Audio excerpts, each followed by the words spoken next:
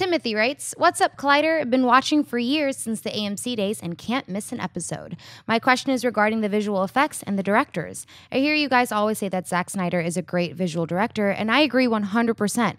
But isn't that mostly on the effects supervisor and his or her team? I know the director has input and say into what the visuals ultimately look like, but how much exactly? Thanks and keep it coming. P.S. Damn it, Dennis."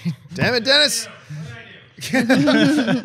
Well, here's the thing. You got to remember, too, about that fine line between the visual effects coordinator and the director of the film. Yeah, the visual effects, like a John Knoll, for example, the guy who created Photoshop, one of the top guys over at ILM. He's done a lot of visual effects work in his time, and he's even dabbled in directing a little bit. But at the end of the day, it's the visual effects supervisor's job to bring the director's vision to life. Now, some directors will give their visual effects coordinators a little bit more leeway to be creative and come up with stuff if they really trust their guy, and it's back and forth.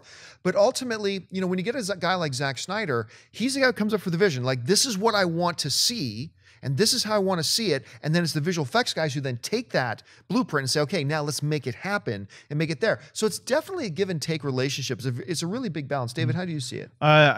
Going back to the prequels and talking about a little bit Blu-ray extras, and I was watching the prequel, the Star Wars Blu-ray extras, when Lucas, whenever he would come into a room, whether it was the storyboards or the visual effects room, everybody would kind of like stop.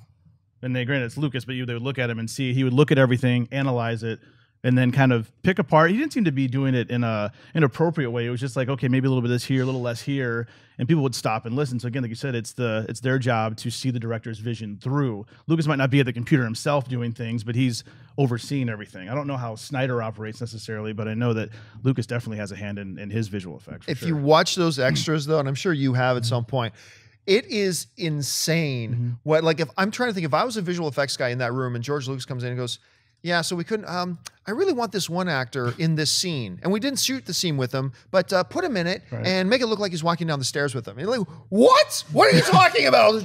What? They did that with Dooku's face in some of the fight scenes with Christopher Lee. They had to like digital, put in his face because he was too old to do all that, swordplay. Well, the big one for me though is when the new queen, right? Or no, it might have been the first one too. Anyway, on Naboo, the queen, and she's got a bunch of her court people. They're walking down the halls of the palace, and they start to walk down the stairs. And there's the guy, like her advisor from the first film, the old guy with the big white beard. He wasn't there. He wasn't. They didn't shoot the scene with him, and he was like, yeah, I think he should be in the scene. So they shot him from England, make it look like, they put some boxes together, make it look like he's walking down some stairs, and he's take him, now digitally composited him so it looks like he's in the scene and everything. He's like, crazy. I mean, those movies really push the boundaries of what's natural today or what people can do. They really did. But regarding the visual effects, some directors like Michael Bay, George Lucas, Steven Spielberg, they're going to be very specific with what they want to see in the shot. Other directors who are like a little more green might have more